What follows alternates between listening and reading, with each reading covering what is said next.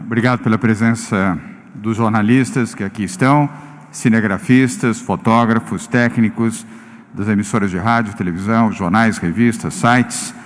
Obrigado também aos jornalistas que estão online e participarão desta coletiva. Obrigado a você que está em casa acompanhando pela TV Cultura, pela TV Band News, pela Rede Vida, Rede Brasil, TV Alesp, TV Jovem Pan, TV UOL e Rádio Capital ao vivo aqui do Palácio dos Bandeirantes. Hoje, dia 5 de junho, sexta-feira. Ao nosso lado, na coletiva de hoje, o prefeito da capital de São Paulo, Bruno Covas, a secretária de Desenvolvimento Econômico, Patrícia Ellen, secretário de Segurança Pública do Estado de São Paulo, General Campos, secretário da Saúde e membro do Comitê de Saúde, José Henrique German, secretário de Desenvolvimento Regional, Marco Vignoli, secretário executivo da Educação, Haroldo Rocha, secretário executivo da Polícia Militar de São Paulo, Coronel Álvaro Camilo, coordenador do Comitê de Saúde, Dr. Carlos Carvalho, coordenador executivo do Comitê de Saúde do Estado de São Paulo, Dr. João Gabardo. Todos estarão aqui à disposição para atender aos jornalistas durante a nossa coletiva. Nas mensagens de hoje. Esta semana o Brasil, infelizmente, alcançou a triste marca do terceiro país do mundo em número de óbitos do Covid-19. A cada minuto, um brasileiro perde a guerra para o vírus. 34.021 pessoas até hoje perderam suas vidas nesta pandemia. Temos hoje 325 mil pessoas em tratamento e se recuperando da doença. E a todas essas pessoas, o nosso desejo de plena recuperação. Nós já temos no Brasil 254.963 pessoas curadas da Covid-19, salvas pelo trabalho, dedicação e capacidade dos profissionais da saúde, médicos, enfermeiros e paramédicos, além de fisioterapeutas. Quero também, nas mensagens iniciais, reafirmar o apoio do governo de São Paulo à proposta do governo Bolsonaro de prorrogar por mais 2 meses o auxílio emergencial. Tenho sido crítico da carência de medidas do governo Bolsonaro diante da pandemia, mas sempre declarei e reafirmo aqui que apoiaremos todas as propostas que ajudem a diminuir as consequências econômicas e sociais desta crise, principalmente para os mais humildes e os mais pobres. O benefício de R$ 600 do chamado auxílio emergencial ajuda fundamentalmente os mais pobres, os desvalidos e os desempregados que precisam desta ajuda para sobreviverem no período mais crítico da pandemia. São Paulo não faz e nem fará o jogo do quanto pior, melhor. A radicalização política não vai resolver os problemas da saúde no Brasil e nem os problemas da pobreza e da miséria. Como governador, é meu dever reafirmar a recomendação da saúde e da ciência para se evitar aglomerações. Da mesma maneira, Bruno Covas e eu temos reafirmado que neste momento a única cura possível para se evitar, a única forma possível para se evitar a contaminação é o distanciamento social e o isolamento social, é ficar em casa. E se tiver que sair, use máscaras, lave as suas mãos, aumente a sua higiene para estar protegido.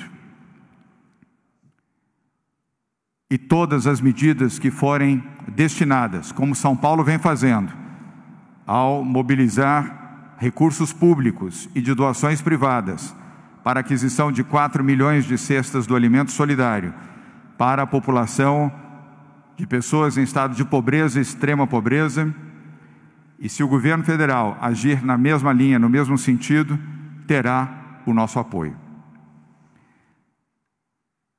Em relação a manifestações, quero também reafirmar aqui a posição do governo de São Paulo, de que não somos contra manifestações. Entendemos manifestações como uma forma democrática da população assumir a sua posição, contra ou a favor.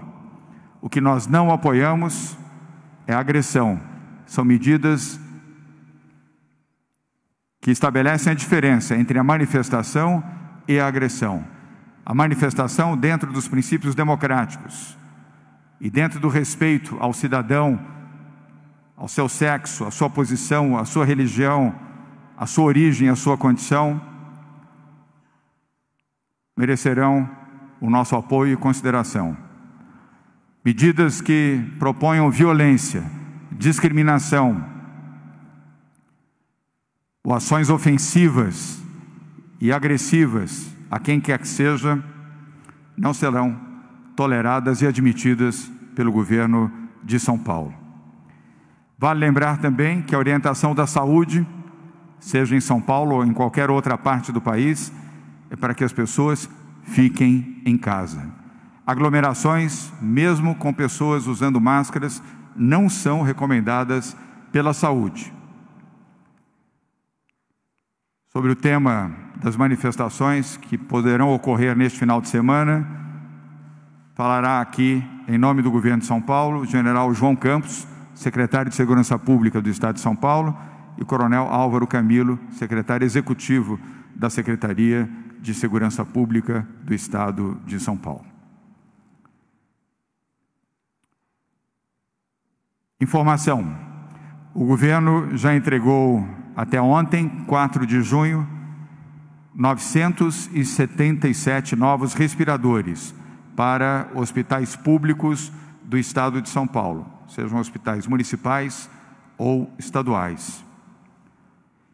Os hospitais beneficiados estão na região metropolitana, na capital de São Paulo, no interior e no litoral do Estado. Outros 700 respiradores serão entregues até o final da próxima semana, somando mais de 1.600 respiradores para a rede pública de saúde. Cada respirador entregue significa um novo leito de UTI aberto. O Estado de São Paulo dobrou o número de leitos com UTI abertos desde o início da pandemia. Hoje já temos mais de 7.000 leitos de UTI no Estado de São Paulo, em ações integradas com as prefeituras, notadamente a Prefeitura da capital de São Paulo. 4.622 leitos foram ativados em menos de 2 meses, exclusivamente para enfrentar a Covid-19. E teremos mais 1.600 leitos de UTI disponíveis até 30 de julho.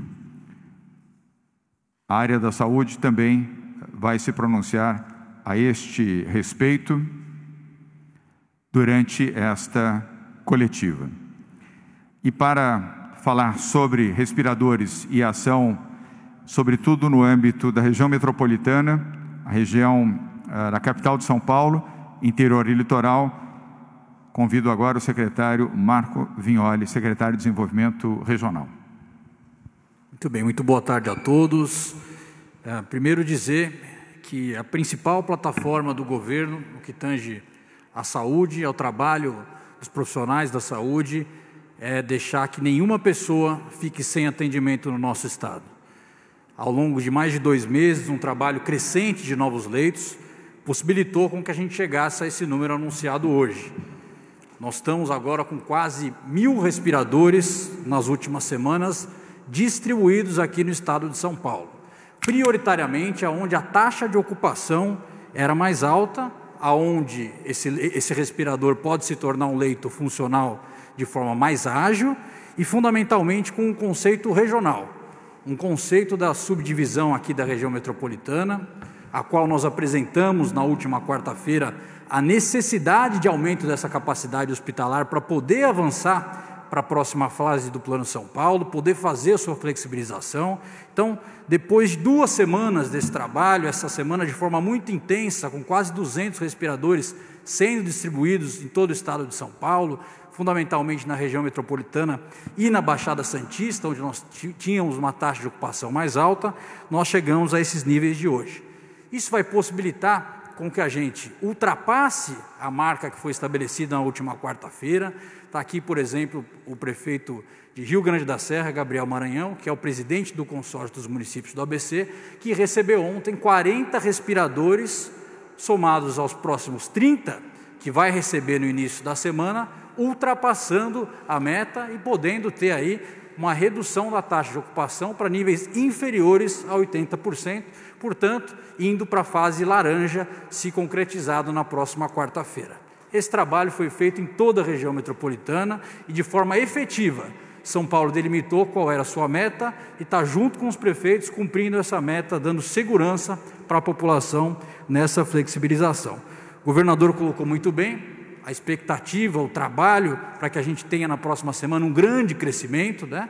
Nós vamos consolidar um crescimento de quase 70% do número de respiradores para a próxima semana, o que vai possibilitar passos importantes também para todo o estado de São Paulo. Pode passar para o próximo slide?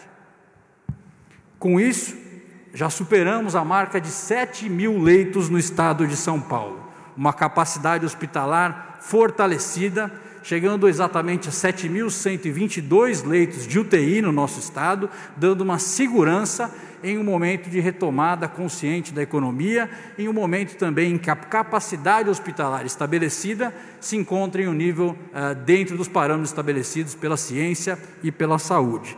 Então era isso, muito obrigado a todos, nós evoluímos muito para chegar até aqui e vamos evoluir muito mais ao longo das próximas semanas. Obrigado, secretário Marco Vignoli, secretário de Desenvolvimento Regional. Neste mesmo tema, vamos ouvir agora Carlos Carvalho, nosso coordenador do Comitê de Saúde, e na sequência os números da saúde com o Dr. Zé Henrique Guerma, secretário estadual de saúde. Dr. Carlos Carvalho. Boa tarde a todos. São muito importantes esse número de leitos que vem sendo progressivamente acrescidos no sistema de saúde do nosso estado, principalmente da capital, que tem, a grande São Paulo tem praticamente metade da população do estado, e com isso foi necessário abrir um número maior de leitos. Como sempre tenho comentado aqui, nas minhas intervenções, abrir leitos é fundamental. Os grandes centros do mundo só conseguiram controlar a pandemia no momento que puderam oferecer uma assistência adequada de saúde. Então, aquela história de diminuir o pico da curva, diluir esses pacientes para que o sistema de saúde absorvesse. Então, esses leitos estão sendo abertos e, como o governador anunciou, temos a possibilidade no estado de abrir novos 1.600 leitos à medida que forem chegando novas máquinas, novos equipamentos, novos ventiladores. E, em paralelo, estamos trabalhando, que é fundamental, muito, muito importante, na capacitação e na disseminação do nosso protocolo de atendimento, que temos observado um sucesso na assistência dessa população extremamente grave. Então, essa junção de novos leitos com um treinamento melhor das equipes pode propiciar que tenhamos um número menor de mortes no nosso estado. Obrigado. Obrigado, doutor Carlos Carvalho, coordenador do Comitê de Saúde. Ainda no mesmo tema e complementando com as informações de hoje da saúde, José Henrique Guerma, secretário de Saúde, integrante do Comitê de Saúde do Estado de São Paulo. Guerma. Ok, muito obrigado, governador. Boa tarde a todos. Como o próprio governador colocou, no Brasil estamos com 614.941 casos confirmados e 34.021 óbitos decorrentes da pandemia. No estado de São Paulo, nós estamos com 134.565, que de ontem para hoje cresceram 4%. O número de óbitos é 8.842, que de ontem para hoje cresceu 3%. As nossas taxas de ocupação dos leitos em UTI para o interior do estado, ou em todo o estado, é de 71%, e na Grande São Paulo, 80,5%. Temos 11 mil, aproximadamente 12 mil pacientes em tratamento nas nossas unidades, sejam eles pacientes suspeitos ou confirmados. E já tivemos 24.616 altas hospitalares dessas unidades. Muito obrigado. Obrigado, governador. Obrigado, Guerra. Agora a intervenção da Patrícia Ellen, secretária de Desenvolvimento Econômico, e ela insere também a sua manifestação dentro do contexto, obviamente, da saúde. Patrícia. Muito obrigada, governador. Hoje temos um esforço muito importante, como estamos tomando todas as decisões baseadas na ciência, essas análises são baseadas em dados e evidências. Dados críticos que estamos utilizando são os dados de internações, Covid e casos suspeitos. E a nossa fonte é o censo Covid. Por isso, hoje, foi republicada pela Saúde uma resolução que já havia sido publicada, que é muito importante. Hoje ela foi publicada com o número 79, a SS 79, com a data de hoje, e eu peço que todos tomem conhecimento dela. Nós tivemos reuniões muito construtivas com os prefeitos nos últimos dias, mas reuniões sobre consistências de dados. E o dado oficial que será utilizado é o dado que está no censo Covid. Essa resolução republicada reforça a importância dos hospitais públicos e privados passarem suas informações em tempo real com relação a todas as internações em leitos Covid. Todo detalhe está na resolução, mas fica aqui o reforço. A Secretaria da Saúde, em parceria com a Secretaria de Governo, reforçará também a fiscalização e a auditoria e também a aplicação de multas, caso essas informações não sejam passadas. Mas mais importante que isso é o nosso espírito de solidariedade. Quanto mais informações, quanto mais dados nós tivermos, mais poderemos fazer uma gestão efetiva dessa pandemia. Então, fica o reforço para que todos conheçam, publiquem, disseminem esse pedido da resolução SS 79, para que todos possamos ter os dados corretos em tempo real para fazer a gestão da pandemia. Muito obrigada. Obrigado, Patrícia. E agora, da Saúde para a Educação, com o secretário executivo de Educação, Haroldo Rocha. Haroldo. Obrigado, governador. Boa tarde a todos, especialmente a jornalistas. O primeiro ponto que eu quero trazer aqui nesta tarde é que a Secretaria de Educação, juntamente com a Secretaria de Desenvolvimento, nós conduzimos dentro do Plano São Paulo o planejamento do retorno às aulas presenciais. Quero desde já dizer que não tem decisão ainda sobre a data da volta, porque, como é a orientação do governo, isso depende da evolução da pandemia e da orientação científica da área da saúde. Então, esse é o primeiro ponto. O segundo ponto é que, embora os prédios escolares não estejam funcionando, a escola está funcionando remotamente. Tanto as escolas públicas estaduais, quanto as escolas públicas municipais, quanto as particulares, remotamente. Nós estamos, inclusive, nesta semana, fizemos a semana inteira, governador e jornalistas, um esforço com os nossos educadores. Esta semana, desde segunda-feira, estão em formação, aprimorando a habilidade de lidar com todas as tecnologias, para que eles possam, a partir de segunda-feira, quando nós começamos o segundo bimestre, usarem com mais eficiência a tecnologia. Nós estamos transmitindo as aulas pelo Centro de Mídias.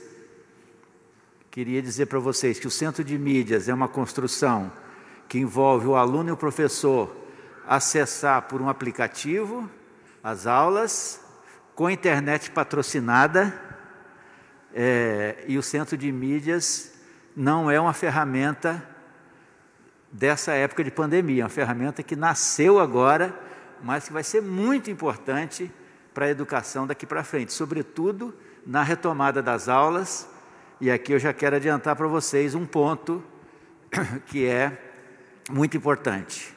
A retomada das aulas, nós vamos trabalhar com o ensino híbrido, ou seja, as crianças vão ter um tempo presencial na escola e vão ter também oportunidade de ampliar, vão ter o apoio do sistema chamado Centro de Mídias nas suas casas para poderem avançar no conhecimento. Então, além dos professores do treinamento, nós fizemos vários aprimoramentos tecnológicos para facilitar o acesso, para facilitar o uso, para haver mais interação. Então, tem uma evolução extraordinária aí, e nós estamos muito convencidos de que a gente vai ter uma ferramenta muito importante, inclusive para depois dessa fase remota, quando as aulas voltarem a ser presenciais. Posso adiantar para vocês também, dentro do planejamento, que já é uma coisa pactuada com as redes municipais, com as redes privadas. A ideia é que nós vamos voltar em fases combinadas com as fases do Plano São Paulo. Então, a ideia é que a gente volte com 20% dos alunos no primeiro momento, no segundo momento 50% dos alunos e na fase final com 100% dos alunos. Isso já é também uma decisão. Nós estamos agora exatamente juntamente com as redes e com a Secretaria de Saúde detalhando os protocolos. E aí eu queria fazer uma observação adicional aqui. A educação é muito parecida com a saúde. É uma atividade que é gente com gente, né? É o médico, o enfermeiro com o paciente e é o professor com as crianças, né?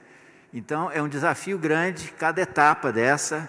Imagine, as crianças têm que cumprir o protocolo.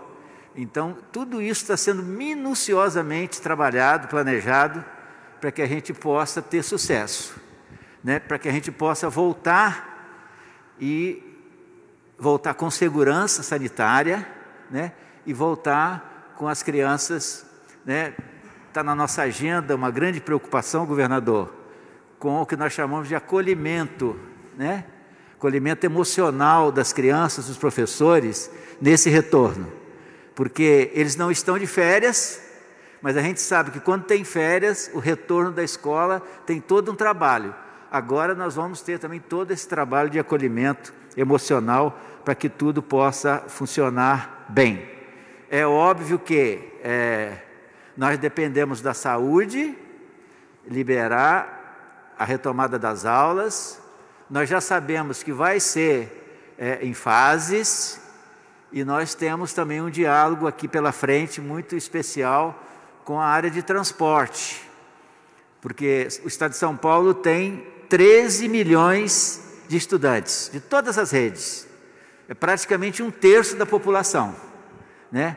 Então, qualquer retorno às aulas impacta também o sistema de transportes, aglomerações, etc, etc. Então, são esses os pontos que estão no nosso planejamento e que nas próximas semanas, possivelmente na próxima sexta-feira, a gente vai trazer para vocês mais detalhes, né, do que está sendo feito. E uma última coisa que eu queria comunicar aqui, governador, ontem nós anunciamos uma nova tecnologia para atender as famílias que eventualmente tinha seus filhos na escola privada e que queira migrar para a escola pública, né? Nós anunciamos ontem um sistema novo em que as famílias podem fazer a matrícula, enviar os documentos dos seus filhos para a escola pública totalmente pela internet. E as crianças já vão ganhar um código para entrar no centro de mídias e fazer sua educação. Isso é muito importante, porque a gente sabe que sempre há migração, né? Mas num momento como esse, a gente tem, nós já vimos os dados, anunciamos ontem, há sempre uma demanda crescente, e para atender essas famílias que precisam da escola pública nesse momento, nós fizemos isso. É isso, governador, muito obrigado. Muito obrigado. Haroldo Rocha, secretário executivo de Educação. Haroldo foi secretário de Educação do Estado do Espírito Santo, um dos responsáveis por elevar a condição do Estado do Espírito Santo, aqui na região sudeste, a liderança do IDEB. O secretário de Educação, Rocieli Soares, como todos já sabem, está em quarentena, ele está com Covid, voltará na próxima semana, se Deus quiser, e ele está se curando e está se recuperando, e na sexta-feira, ele estando bem, participará da coletiva e dará mais informações, conforme já antecipou Haroldo Rocha, sobre a volta do calendário escolar. Portanto, na próxima sexta-feira, dia 12 de junho, esta informação será dada de forma completa pelo secretário Rocieli Soares. Mais uma vez, Haroldo, muito obrigado. Antes de passar a palavra ao general Campos, queria lembrar que hoje é o Dia Mundial do Meio Ambiente. Eu já fiz uma postagem logo cedo. Aos que não se lembram, Bruno Covas, prefeito da capital de São Paulo, foi secretário estadual de Meio Ambiente. E ontem nós tivemos os dados públicos oferecidos pela Secretaria de Meio Ambiente, onde São Paulo não tem desmatamento zero no estado de São Paulo, o que nos rendeu um elogio que muito nos orgulha da organização não governamental SOS Mata Atlântica, pela postura que o governo do estado de São Paulo tem no tratamento da questão ambiental. Feito isso, então, agora vamos para o tema de segurança pública, com o seu secretário de Segurança, General João Campos. General. Sou governador, sou prefeito, senhoras e senhores, boa tarde. A segurança pública, já disse aqui várias vezes, tem a missão clássica de proteger as pessoas e preservar o patrimônio. E, ao mesmo tempo, garantir o direito de reunião e a liberdade de expressão. Com relação às manifestações previstas para o próximo final de semana, nós fizemos várias reuniões do sistema de polícia, particularmente da Polícia Militar, com o Ministério Público. E nessas manifestações nós usaremos as informações que temos no nosso planejamento para identificar e agir contra pessoas ou grupos que tentem impedir o uso desse direito constitucional. Nós sempre utilizamos e utilizaremos tecnologia, bodycams, câmaras fixas, drones, helicópteros, para filmar tudo em tempo real, para que nós tenhamos uma consciência situacional plena. A Polícia de São Paulo tem forte capacitação no controle de multidões e tem vasta experiência. Garantir e proteger manifestações forma parte do nosso cotidiano. Para ter uma ideia, no mês de maio, nós atuamos em 146 manifestações. Tomamos algumas providências com relação a esse final de semana, como limpeza da área pública, com apoio da subprefeitura, e faremos sim revistas criteriosas para impedir que pessoas levem ao local da manifestação objetos que possam causar dano em outras pessoas. Tudo será acompanhado em tempo real pelos comandantes no asfalto, pelo comandante-geral, por mim pessoalmente e pelo secretário executivo da Polícia Militar no Copom. Estaremos o tempo todo ali. Tudo foi planejado e será executado em conversas com os atores envolvidos. Também com a Secretaria de Transportes Metropolitano, Subprefeitura, Transporte do município, GCM, 7 e outros órgãos que têm interesse e que têm envolvimento com esse tipo de operação. Buscamos sempre o diálogo. E estaremos com o dispositivo pronto para atuar no sábado e no domingo. Exatamente buscando que os grupos que são antagônicos, um grupo pró-governo Bolsonaro, um grupo contra o governo Bolsonaro, atuem em dias separados. Tudo isso visando a segurança das pessoas, que é a nossa missão clássica. Nosso compromisso é sempre, senhor governador, com acerto, como não poderia deixar de ser. E hoje fizemos uma reunião pela manhã, às 10 horas, no 2º Batalhão de Choque, com a presença da OAB, da Defensoria Pública e do Ministério Público e da imprensa, que estava lá fortemente e bem representada. E como sempre fazemos após cada evento, nós realizamos uma análise pós-ação, para que exatamente a gente possa colher as lições aprendidas. Nessa reunião de hoje, foi uma boa reunião, mas ela recomenda que façamos uma reunião ainda hoje à tarde, também com a presença desses órgãos controladores. Então marcamos para as 15h30, uma reunião hoje ainda, para que possamos buscar que cada grupo atua em dias separados. Logicamente, quem atuar no sábado nesse final de semana, atuará no domingo do outro, e assim por diante, evitando sempre o conflito e preservando as pessoas. A busca é do consenso e o eixo está no diálogo. O sistema de segurança pública estará pronto para atuar no sábado e no domingo. Muito obrigado, senhor. Obrigado, general Campos. E agora, complementando, o coronel Álvaro Camilo, secretário executivo de Segurança Pública do Estado de São Paulo, e que já foi comandante da Polícia Militar no nosso Estado. Coronel Camilo. Boa tarde a todos. Queria só complementar as falas do nosso comandante e dizer que a polícia está preparada. A polícia tem uma forte capacitação, foi buscar isso nos organismos internacionais, a melhor forma de controlar multidões. Cada uma dessas 146 manifestações que nós tivemos no mês de maio, a polícia esteve presente. E está buscando, inclusive, inovar. A polícia já usa e vai usar muito neste final de semana, já usou no anterior, a figura dos mediadores. São policiais que no terreno, lá na operação, na prática, vai convidar as pessoas a dialogar, para que a ordem não seja quebrada em nenhum momento. Então, é dessa forma que a polícia vai agir. E só para terminar minha fala, a polícia não tem lado, a polícia não tem ideologia, a polícia só tem um lado, que é o lado da lei. Muito obrigado. Muito obrigado, coronel Camilo, secretário executivo de Segurança Pública do Estado de São Paulo. E agora, encerrando a apresentação, antes das perguntas, o prefeito da cidade de São Paulo, Bruno Covas. Boa tarde a todos. 2 breves recados por parte da prefeitura. O primeiro deles é reforçar o que a gente vem dizendo já há algum tempo.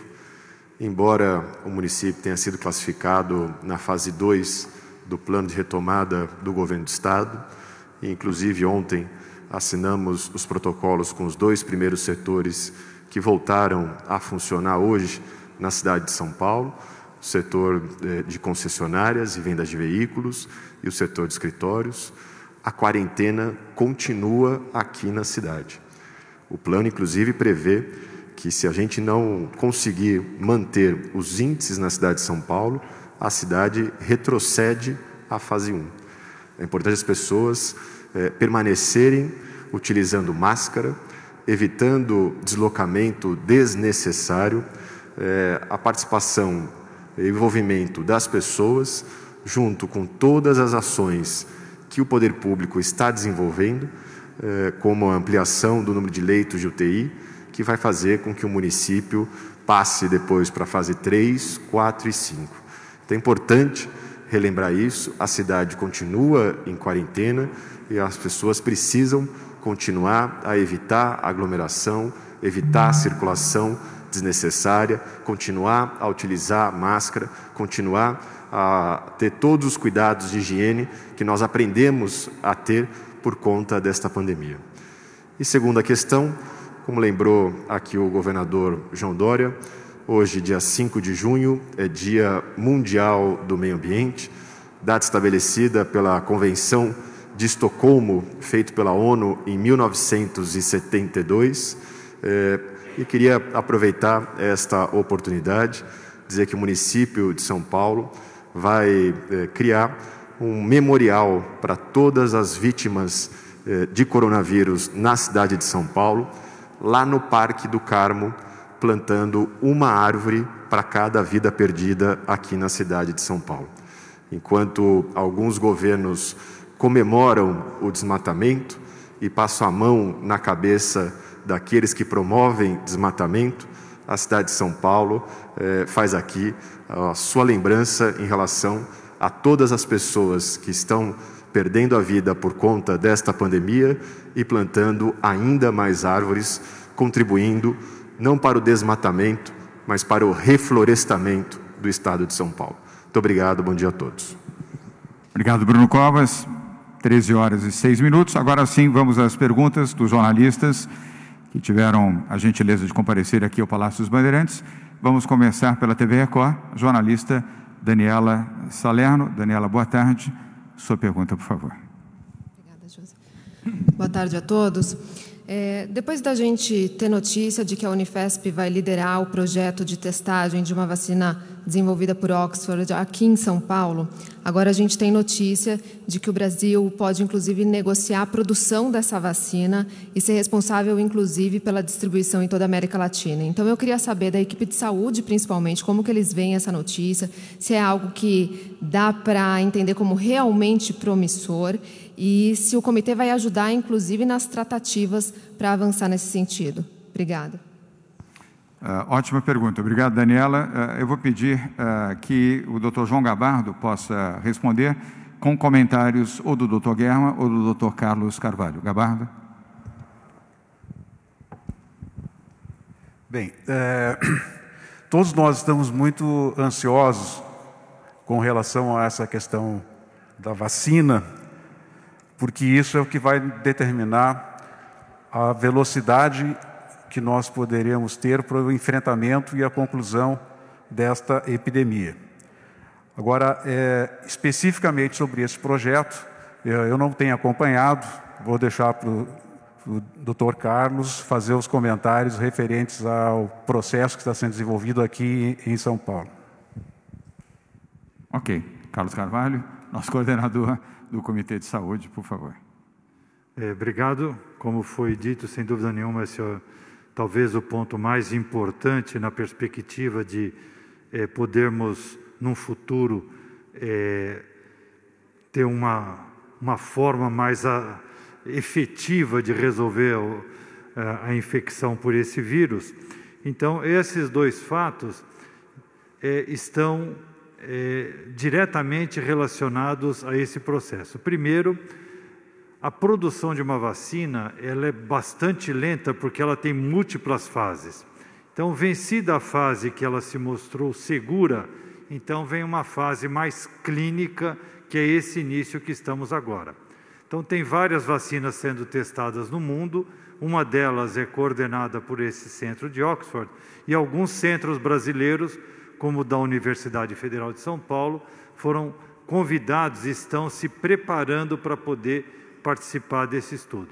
E, em paralelo, o Instituto Butantan está se preparando para ser um dos locais, uma vez essa vacina vencendo essas fases, e além de se mostrar segura, mostrar que ela vai ser eficaz na prevenção das infecções por esse coronavírus, então o Instituto Butantan teria condições de fazer a produção dessa vacina, mas após essas fases todas serem completas. Então, obviamente, existe um interesse muito grande que isso se resolva rapidamente, mas, na prática, é um processo que ainda deve durar semanas ou meses para podermos ter alguns resultados mais positivos. Obrigado, doutor Carlos. Na semana que vem, Daniela, estará aqui de volta o doutor Dimas Covas, e cabe a retomada dessa questão a ele como presidente do Instituto Butantan e o desenvolvimento deste acordo que está sendo formulado pelo Instituto Butantan, que será histórico do ponto de vista da vacina. Então, guarde uma complementação dessa pergunta para a semana que vem. Doutor Carlos, muito obrigado. Vamos agora ao SBT, jornalista Fábio Diamante. Fábio, boa tarde. Obrigado mais uma vez pela sua presença. Boa tarde, governador. Boa tarde a todos. Governador, uma pergunta para o senhor sobre a compra dos respiradores, né? A Folha de São Paulo traz uma notícia hoje de que pelo menos um dos fabricantes comunicou ao governo que já pretende atrasar essa entrega para setembro. Queria saber se esses respiradores são esses que o senhor se referiu no início, que a entrega ocorreria em junho, se isso é verdade, como que o governo pretende agir, e se isso de fato coloca um problema muito grave para o governo, já que o respirador ele é essencial na abertura dos leitos. E se o senhor me permite uma segunda pergunta para o prefeito. Prefeito, o senhor pode comentar sobre a visita ou invasão dos deputados ao hospital de campanha do AMB? Eles fizeram acusações de que o hospital está parado, não tem colchão em cama. Queria saber como o senhor vê, como o senhor responde, e se o senhor entende que isso faz parte dessa briguinha política entre apoiadores do presidente Bolsonaro e os demais. Obrigado. Obrigado, Fábio. Vou começar pela primeira. Felizmente, não. Os números que apresentamos aqui dos novos respiradores não dependem desses respiradores da China e nem desta aquisição que foi feita. E quero lembrar que a manifestação publicada nessa nota da Folha de São Paulo, pela Trading, pela empresa que está fazendo a importação, não significa a posição do governo de São Paulo. Se os respiradores não estiverem aqui entregues no Porto de Santos ou no Aeroporto Internacional de Guarulhos até o dia 30 de julho, a compra será cancelada e os recursos deverão ser devolvidos, seja pelo fabricante, seja pela Trading responsável pela importação. A nós não interessa receber respiradores depois de 30 de julho. Então, para ficar bem claro, e agradeço inclusive a sua pergunta, porque permite esse esclarecimento, e volto a reafirmar que a chegada dos novos respiradores, na quantidade de 1.000 que temos até 30 de julho, não depende desta entrega de respiradores chineses. Bruno? Eu classifico o que aconteceu ontem como sensacionalismo barato. Lamentar que alguns parlamentares utilizem a sua prerrogativa constitucional de fiscalização para a exploração política. Aqueles que acreditam que a Terra é plana, que fazem pouco caso da democracia, que querem a volta do AI-5, utilizam o que muitas pessoas lutaram durante muitos anos para conquistar, que é um parlamento livre, independente e com poder de fiscalização. Toda a imprensa foi convidada a verificar e a visitar os hospitais municipais de campanha. Eu quero, inclusive, aproveitar a oportunidade, reforçar o convite para todas as redes que ainda não estiveram lá e refazer o convite para todas que já estiveram, para que voltem a fazer matéria sobre a situação do AMB ou do Pacaembu. Os leitos pagos pela Prefeitura de São Paulo são os leitos disponibilizados. A estrutura lá é uma estrutura para 1.800 leitos, dos quais a Prefeitura utiliza 900. Aliás, para ser mais exato, 887. É por esses 887 que a Prefeitura paga a organização social que foi contratada para poder cuidar das pessoas que lá estão. Nesse espaço já passaram 3.700 pessoas, das quais 2.800 já foram curadas. Foi com o hospital de campanha que nós passamos a atender a população com sintoma leve, que no início da pandemia nós dizíamos para voltar para casa e só voltar a procurar a rede pública se o sintoma se agravasse. Só que de sintoma leve para sintoma grave, poucos dias se passam e muitas vezes isso dificultava o tratamento da população. Essa pandemia só será enfrentada se a gente respeitar a área da saúde, o que foi completamente desrespeitado por aqueles parlamentares. Nós não vamos atravessar essa pandemia com a produção de vídeos para o WhatsApp e a produção de fake news. Muito obrigado. Obrigado, Bruno. Obrigado, Fábio Diamante. Vamos à próxima pergunta da CNN, jornalista Marcela Raal. Marcela, obrigado pela sua presença mais uma vez. Sua pergunta, por favor. Obrigada, boa tarde. Bom, gostaria de saber qual o nível que a gente está da evolução da Covid-19 aqui no estado de São Paulo, se existe alguma previsão, falando em mês de volta à normalidade, por exemplo, a fase azul do Plano São Paulo. E é isso. Obrigada. Obrigado, Marcela. Vamos dividir com a Patrícia Ellen, nossa secretária de Desenvolvimento Econômico, e com a Saúde. E aí, ou o doutor Guerma, ou o Gabardo, ou o Carlos Carvalho. Então, Patrícia. Muito obrigada pela pergunta. Eu tenho dito que a gente está trocando aqui datas por dados, né? A gestão aqui é baseada em dados e evidências, e nós estamos falando de vidas de pessoas.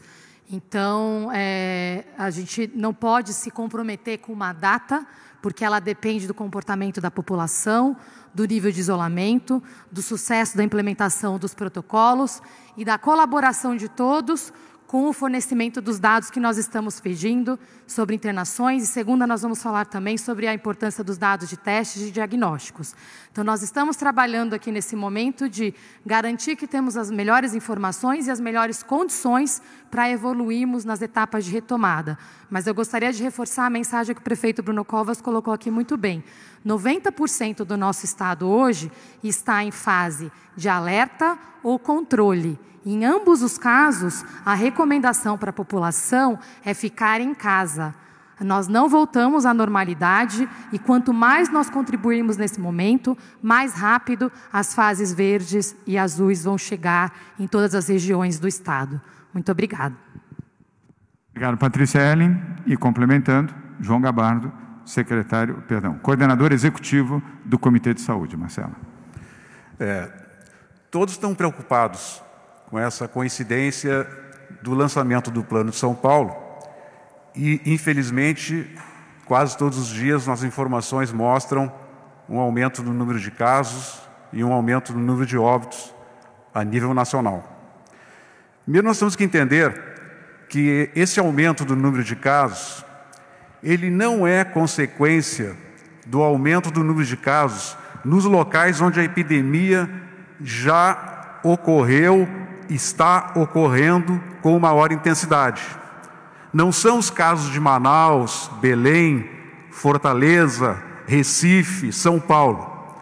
É um fenômeno esperado que nesses locais haja uma redução na velocidade da transmissão da doença, mas outras regiões do interior desses estados começam a ter os seus casos e o aumento da velocidade. Como acontece aqui em São Paulo, onde nós temos nitidamente uma redução na velocidade na região metropolitana e gradativamente nós temos um aumento no interior. Sempre dissemos que para o enfrentamento da epidemia nós tínhamos que ganhar tempo e estarmos organizados com equipamentos de proteção individual, capacidade de atendimento para o enfrentamento da pandemia. Isso foi feito. Bem, nós agora temos 3 caminhos para escolher. Temos o caminho daqueles que dizem e que defendem que nós devíamos liberar a população, ficar somente com as pessoas doentes em casa, os mais velhos em casa, e vida normal. Esse é um caminho de extremidade. Temos um outro caminho, que nós deveríamos manter em isolamento constante e absoluto, até que a curva do Brasil pudesse estar em declínio. Nós não sabemos quando é que essa curva do Brasil vai estar em declínio, porque ela vai depender do comportamento da epidemia nas várias regiões do país. São Paulo escolheu um caminho intermediário, um caminho de usar a inteligência para tratar cenários epidemiológicos diferentes, com recomendações diferentes, com segurança, mantendo as recomendações naturais de quem puder ficar em casa, fica em casa. Quando sair por alguma motivação ou porque a sua atividade econômica já está funcionando, sair com proteção, com máscara, cuidados com a higiene, procurar manter o máximo de distanciamento e monitorar. A cada momento será avaliado Se necessário, podem ser aprofundadas as medidas de restrição e, quando possível, pode ser flexibilizado com liberação gradativa das demais atividades. Esse foi o caminho escolhido pelo Estado de São Paulo. Procurar ser um meio de campo, não utilizar nenhuma das posições radicais, mas usar um sistema com segurança e com inteligência. Obrigado, João Gabardo. A resposta absolutamente completa. Marcela Raul, muito obrigado pela sua pergunta. Vamos agora a Carolina Riguengo, da Rede TV. Carolina, obrigado por estar aqui mais uma vez. Boa tarde. Sua pergunta, por favor. Boa tarde, governador, e a todos. Eu gostaria de esclarecer, que até foi uma munícipe que me procurou, para a apresentação dos planos de saúde e cuidados nos estabelecimentos. Até mesmo pessoas que trabalham em lugares pequenos, como brechós, por exemplo, e às vezes é uma proprietária com mais a funcionário ou uma pessoa só. Ela também precisa se dirigir à prefeitura, apresentando seu protocolo de cuidados ou não. E uma segunda, já perguntei aqui uma vez sobre como está o andamento com os cuidados a moradores de rua, ampliação também de albergues. Gostaria de saber em que situação está. Muito obrigada. Obrigado, Carolina. Bom, ambas as perguntas dirigidas ao prefeito Bruno Covas. Bruno. Não há necessidade cada empresário individualmente apresentar uma proposta. Nenhum problema se ele quiser apresentar a sua proposta, mas os setores, as entidades representativas é que vão assinar essa proposta com a prefeitura, da mesma forma que foi feito no dia de ontem, e depois a prefeitura libera para todas as pessoas que trabalham naquele setor voltar a atender, voltar a produzir de acordo com as regras que foram apresentadas. Então, hoje, está no Diário Oficial, por exemplo,